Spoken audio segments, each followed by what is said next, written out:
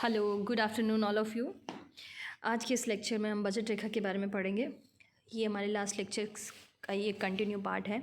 हमने उसमें उदासीनता वक्र के बारे में पढ़ा था। अब उपभोक्ता के संतुलन को समझने के लिए हमें उदासीनता वक्र और बजट रेखा दोनों की आवश्यकता होगी, इसलिए हमने उदासीनता वक्र के बारे में पढ़ लिया था। आज हम इसमें बजट रेखा के बारे में पढ़ेंगे कि बजट रेखा क्या होती है।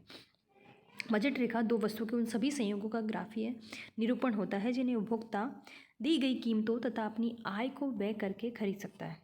बजट रेखा को कीमत रेखा भी कहते हैं। ठीक है, अब किसी व्यक्ति की आय दी हुई है और दो वस्तुओं की कीमतें हैं। सपोज दो ही वस्तुएं मान रहे हैं।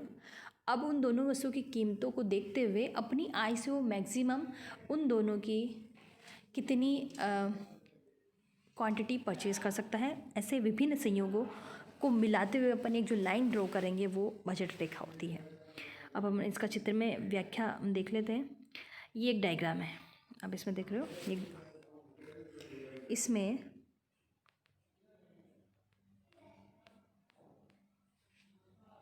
माना कि एक उपभोक्ता के पास दोनों वस्तुएं एक्स और वाई। एक्स को हमने यहाँ केले के रूप में एग्जांपल ले लिया कि एक्स वस्तु क्या है, फॉर एग्जांपल केला है, और वाई वस्तु संतरा है। अब उसके पास जितनी इनकम है उससे वो इन दोनों वस्तु की कितनी क्वांटिटी खरीद सकता है। इसके लिए हमें देखनी पड़ेगी कि दोनों की प्राइस क्या है। तो हमने देखा कि व्यय करने के लिए जो उपभोक्ता के पास पैसे हैं वो क्या है, 20 रुपये है। मतलब उसकी आय क्या है, 20 रुपये। भाई मेरे पास बजट जो है वो 20 रुपये का है। अब एक्स वस्तु की जो कीमत है वो मार्केट में 4 रुपये प्रति इकाई है। संतरे की कीमत 2 रुपये प्रति इकाई है। तो अब सपोज़ ये देखो, मैं इसकी केले की कितनी इकाई खरीद पाएगा। यदि 20 रुपये सारे के सारे केले पे खर्च कर दे तो 5 इकाई केले की परचेज़ कर पाएगा, मतलब एक्स गुड की 5। इसी तरह से यदि वाई वस्तु पर यदि सारे 20 रुपये के संतरे खरीदे तो वो मैक्सिमम कितने खरीद पाएगा, 10 क्वांटिटी। ठीक है, उपभोक्ता को केले संतरे के निम्नलिखित संयोग या बंडल प्राप्त होंगे। तो अब यदि एक तरफ 10 और दूसरा 5, ये दोनों संयोगों को अपन मिला दें, ये देखो यहाँ वाई गुड पे अपन ने 10 क्वांटिटी ली है और इधर 5। यदि मैक्सिमम क्वांटिटी इन दोनों को हम मिला लें तो हमें जो एक लाइन मिलेगी वो बजट लाइन होगी। जैसे इधर हम ड्रॉ कर देते हैं। सपोज़ यहाँ 10 क्वांटिटी हमने ली और यहाँ 5। ये क्यों लिया है, ये समझ में आ गया आपको। क्योंकि यदि जितनी इनकम है, मंथली इनकम है, उसको हमने वाई गुड की प्राइस से, कितनी थी वाई गुड की प्राइस, 2 रुपये। ये कितनी थी, 20/2, तो कितने आ गए, 10 आ गए। इसी तरह से यहाँ पर एक्स पे इसकी प्राइस क्या है, 4 रुपये। तो 20 को 4 से डिवाइड किया, सारी इनकम में 4 को डिवाइड कर देंगे तो ये हमें क्या मिलेगा, 5।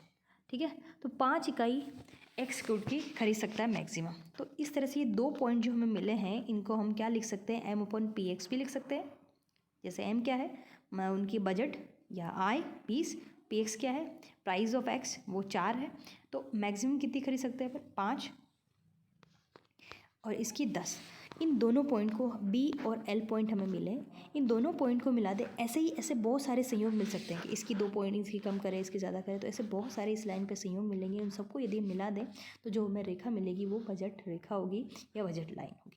ठीक है, अब यहाँ पर सपोज ये H पॉइंट है।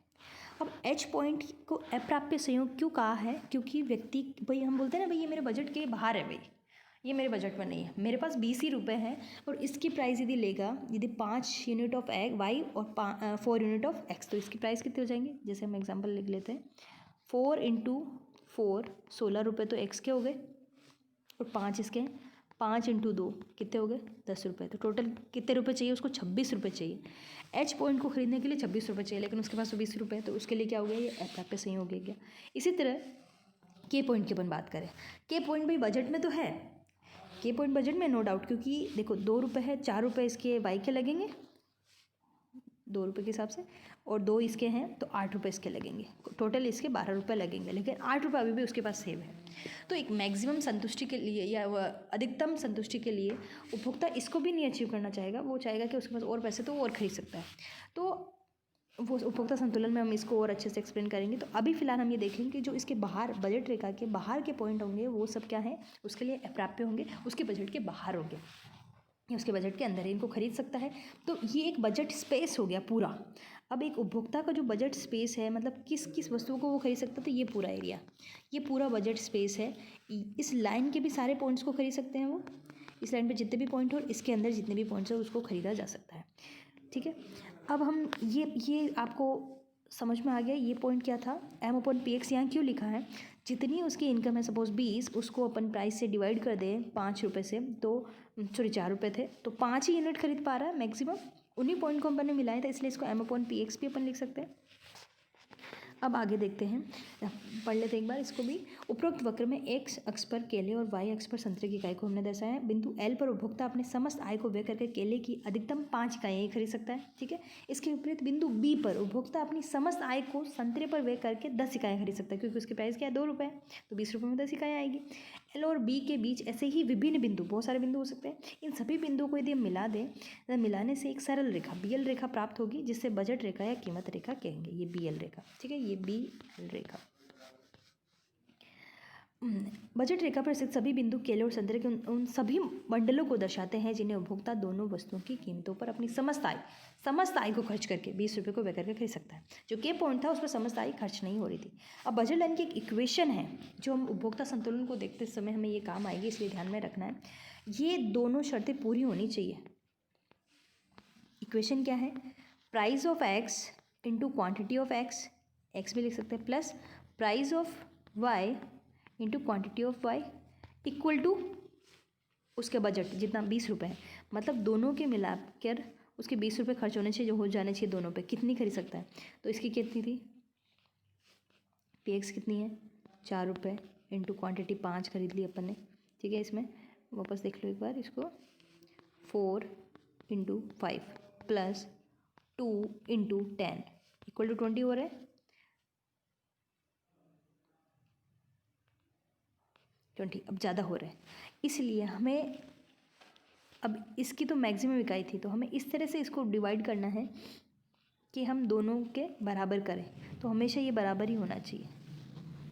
अब ये मैक्सिमम इकाई एक पे खरीद नहीं सकता, अब या तो आधी वो इसकी खरीदेगा, आधी वो इसकी खरीदेगा, तो इस तरह से ये होगा। इस तरह से नहीं करना है, इसको क्या करना है, वापस देखो, सपोज इसकी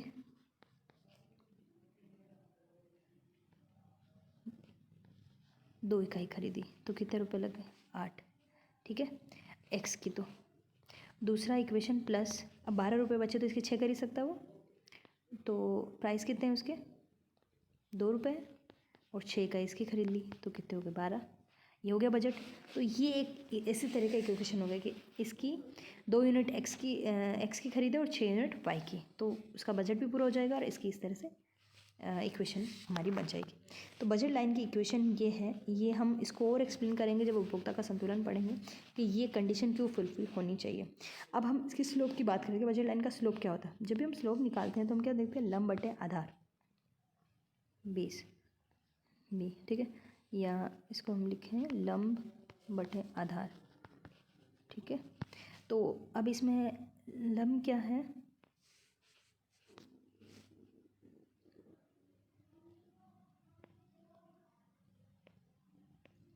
देखिए ओ बी अपॉन OL, ढाल क्या होगा, थीटा का जब ढाल निकालते हैं तो OB अपॉन OL होगा, वही हमने यहाँ लिखा है, OB अपॉन OL।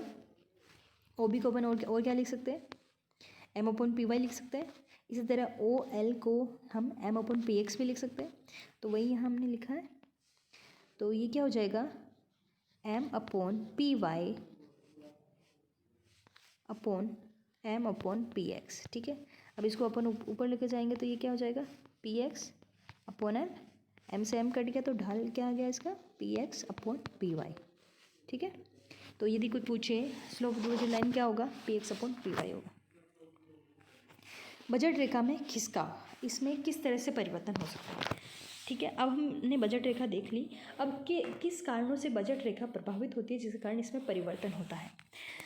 तो यदि यह वस्तु की कीमतें परिवर्तन हो जाए तो भी हो सकता है, और यदि व्यक्ति की आय में परिवर्तन हो जाए तो भी बजट लाइन खिसक सकती है। तो बजट रेखा उपभोक्ता की स्थिर आय और वस्तु की स्थिर कीमतों के आधार पर बनाई जाती है। अब दोनों में यदि परिवर्तन कर दे तो बजट लाइन ऑब्वियसली चेंज हो जाएगी। यदि उपभोक्ता की आय में परिवर्तन हो या वस्तु की कीमतों में परिवर्तन हो तो बजट रेखा खिसक जाती है। अब सबसे पहले हम देखते हैं उपभोक्ता की आय में परिवर्तन। अब 20 रुपये से 40 रुपये हो जाए तो क्या वो पहले से ही दोनों वस्तुओं की पहले से डबल वस्तु खरीद पाएगा। ठीक है, पहले उसकी इनकम 20 रुपये थी, अब सपोज 40 हो जाए तो 10 की जगह इसकी 20 खरीद पाएगा, इसकी 5 की जगह 10 खरीद पाएगा। ठीक है, तो वो क्या होगी, राइट वर्ड दाईं ओर शिफ्ट हो जाएगी। ये किसको बता रहा है, उसकी आय में बढ़ोतरी को। इसी तरह ये इधर की शिफ्टिंग क्या बता रही है, इनकम में या आय में कमी को। ठीक है, यदि कैलोरी सदर कीमतों में कोई परिवर्तन ना हो परंतु उपभोक्ता की आय में परिवर्तन से बजट रेखा खिसक जाएगी। ठीक है, कीमतों में कोई परिवर्तन नहीं हुआ लेकिन आय बढ़ी, इसलिए बढ़ने पर तो राइट वर्ड शिफ्ट हो गया और घटने पर लेफ्ट वर्ड शिफ्ट हो गया। ठीक है, इसी तरह देख लें। सापेक्षिक कीमतों में परिवर्तन को अपन देख सकते हैं। अब इसमें क्या होता है, मान लो एक वस्तु की किसी की कीमत कम हुई, मान लो हम एक्स वस्तु की पहले कितने रुपए थी, 4 रुपये थी, अब 4 रुपये से उसकी प्राइस क्या हुई, 2 रुपये हो गई। पहले वो 4 रुपये थी तब 20 रुपये में कितनी खरीद पा रहा था, 5 ही इकाई खरीद पा रहा था। अब 2 रुपये हो गई तो कितनी खरीद पाएगा, 10 इकाई खरीद पाएगा। तो ये यहाँ से इस तरफ शिफ्ट होगा। लेकिन क्या हुआ, इसी टाइम वाई वस्तु की प्राइस उतनी की उतनी ही है, 2 रुपये है, उसमें कोई बढ़ोतरी नहीं हुई है ना कमी हुई है। तो यहाँ क्या होगा, ये इस पॉइंट से अपन रेखा को नहीं हिलाएंगे क्योंकि इसकी प्राइस कांस्टेंट है, सिर्फ एक्स वस्तु की प्राइस में चेंजेस हुए थे। तो कमी होने पर क्या होगा, जब भी प्राइस में कमी होती है तो इसका मतलब नहीं कि इधर कमी होगी तो इस रेखा को इधर शिफ्ट कर दें। कमी होने पर वस्तु सस्ती हो जाएगी, प्राइस में रिडक्शन होने से वस्तु सस्ती हो जाएगी और उसकी क्वांटिटी हम उसी इनकम पर ज़्यादा खरीद पाएंगे। ठीक है, तो ये राइट वर्ड शिफ्ट होगा। ध्यान रखना इस बात को। जब भी प्राइस में कमी होगी तो बजट लाइन दाईं ओर शिफ्ट होगी। इसी तरह से जब भी प्राइस में बढ़ोतरी होगी, प्राइस 4 रुपये से बढ़कर 8 रुपये हो जाए या 5 रुपये हो जाए तो बजट लाइन क्या होगी, इधर शिफ्ट हो जाएगी। समझ में आएगी ये बात। ठीक है, इसी तरह हम वाई गुड्स के बारे में देख लेंगे। वाई वस्तु जिसको फॉर एग्जाम्पल संतरे की हमने एग्जाम्पल लिया था कि कीमत में परिवर्तन हो जाता है। पहले 2 रुपये थी, अब क्या हो गया, सपोज उसकी प्राइस में 2 रुपये से वो 4 रुपये हो गई, बढ़ गई। तो पहले से हम उसी 20 रुपये में जब 10 खरीद पा रहे थे, अब कितनी खरीद पाएंगे, कम खरीद पाएंगे, 5 ही खरीद पाएंगे। तो क्या होगा, ये नीचे शिफ्ट हो जाएगी, नीचे की तरफ। ठीक है, इसी तरह प्राइस में क्या होगी, कमी आ गई तो क्या होगा, ये ऊपर की तरफ शिफ्ट हो जाएगी। समझ में आ गया। आई होप ये क्लियर हो गया होगा, इसमें ज़्यादा कुछ है नहीं। लेकिन एल क्यों हमने कांस्टेंट माना है, इसलिए एल यहीं कहीं रहेगा और इधर शिफ्टिंग होगी। ठीक है,